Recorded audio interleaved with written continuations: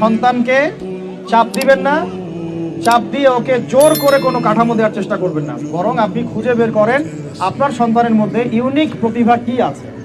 এই মেয়েটার মধ্যে হয়তো একটা প্রতিভা আছে যেটা আমার মেয়ের মধ্যে নাই, এর মধ্যে একটা প্রতিভা আছে ইউনিক যেটা ওর মধ্যে নাই, ওই ছেলেটার মধ্যে একটা প্রতিভা আছে যেটা আবার এই মেয়ের মধ্যে নাই।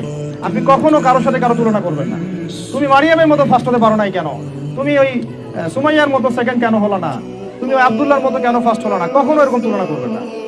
এগুলো করলে ছেলেরা ভিতর থেকে, মেয়েরা ভিতর থেকে খুব ডিপ্রেসড হয়ে যায়, আত্মবিশ্বাস হারায় ফেলে। ওরা মানে মনে করে হয়তো আমার দ্বারা কিছু হবে না।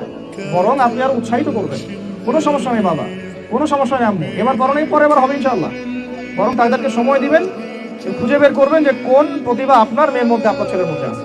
কেউ দেখবেন খুব ভালো লিখতে পারে, কেউ ভালো আবৃত্তি করতে পারে, কেউ ভালো নেতৃত্ব দিতে পারে, কেউ ভালো দেখবেন যে মাশাআল্লাহ মুখস্থ করতে পারে। প্রতিভা বিচক্ষণতার সাথে ফাইন্ড আউট করতে হবে। এটা আমার কাজ।